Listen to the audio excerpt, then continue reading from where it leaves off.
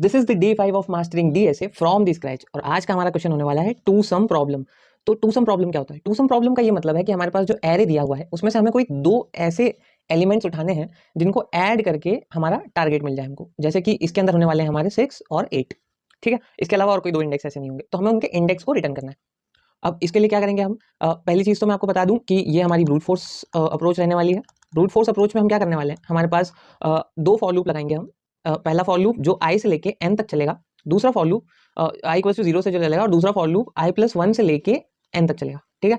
अब इसके आगे देखते हैं। अब इसमें हमने क्या किया है, हमने इसके अंदर इफ के अंदर एक कंडीशन लगाई कि array of I plus array of J equals to अगर टारगेट हो जाते हैं तो हम रिटर्न कर देंगे आई और जे की वैल्यू। दैट्स इट, यही थी हमारी सिंपल सी ब्रूट फोर्स अप्रोच, ठीक है। अब इसको अगर हमें ऑप्टिमाइज करना है, अच्छा ऑप्टिमाइज क्यों करने की जरूरत है? क्योंकि ये जो हमारा सॉल्यूशन है वो big of N square time complexity में स्टोर हो रहा है, तो हम इसको थोड़ा सा ऑप्टिमाइज करेंगे। अब ऑप्टिमाइज कैसे करेंगे? ऑप्टिमल अप्रोच से। ऑप्टिमल अप्रोच हमारी जो होगी वो हैशिंग से होगी। अब हैशिंग से कैसे होगी? हम क्या करेंगे, हम जितने भी हमारे जो एलिमेंट्स हैं उनको हम एक एक करके हमारा हैश मैप में स्टोर करा लेंगे।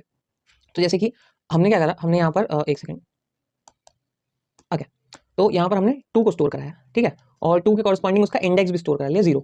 अब देन क्या करेंगे, हम टारगेट जो है हमारा, उस टारगेट में से हम माइनस कर देंगे 2 को। तो कितना बचा हमारे पास? टारगेट में से 2 माइनस किया तो यहाँ पर हमारे पास बचा 12, क्योंकि हमारा टारगेट कितना था 14। फिर क्या हुआ, अब यहाँ पर चेक करेंगे कि 12 हमारा हैश मैप में पहले से है नहीं है, हमें पता है कि अभी तो नहीं है, ठीक है, पर हम हर बार चेक करेंगे सॉरी।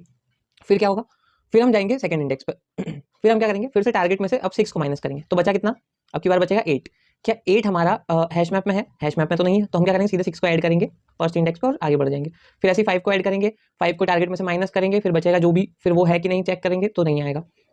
फिर आया हमारा 8। अब जब हम 8 पे गए तो हमने देखा 8 से माइनस किया, क्या हैश मैप में 6 है? हाँ है। यहाँ पर हम 8 को स्टोर तो करेंगे, ठीक है, यहाँ पर 8 स्टोर हो जाएगा 3 पे, और उसमें से माइनस किया तो 6 भी हमारे पास है। तो हम क्या करेंगे, इन दोनों जो हमारे एलिमेंट है 6 और 8, इसको हैश मैप में से इनके इंडेक्सेस को रिटर्न कर देंगे। जब हम हैश मैप की वैल्यू को एक्सेस करते हैं तो जो की होती है, जैसे ये एक साइड पे हमारे पास की है, ये जो 6 है वो की है, और जो इसका 1 है ये इसका वैल्यू है। तो हम जब एक्सेस करते हैं तो अगर हमने 6 को एक्सेस किया तो उसकी वैल्यू रिटर्न होती है, तो वैसे हम 6 और 8 को एक्सेस कर लेंगे और यहाँ से हमारे पास वैल्यू रिटर्न हो जाएगी 1 और 3, ठीक है। और ये इसका मैं एक बार आपको कोड दिखाता हूँ। तो ये कोड थोड़ा सा इसको बड़ा कर लेते हैं।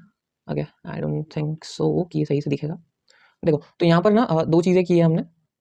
यहाँ पर हमने लगाया है एक तो फॉर लूप, जो कि हम आइटरेट करने के लिए लगाएंगे, और उसके बाद यहाँ पर हम चेक करेंगे कि मैप में कंटेन कर रही है कि नहीं वो वैल्यू, और अगर नहीं कर रही है तो हम मैप के अंदर डाल देंगे वैल्यू को, और कर रही है तो हम क्या करेंगे, उन वैल्यूज़ को आई और जे के रूप में यहाँ पर स्टोर करा के रिटर्न करेंगे। और अगर हमें ऐसी कोई वैल्यू मिलती ही नहीं है तो हम क्या करेंगे, -1 रिटर्न कर देंगे।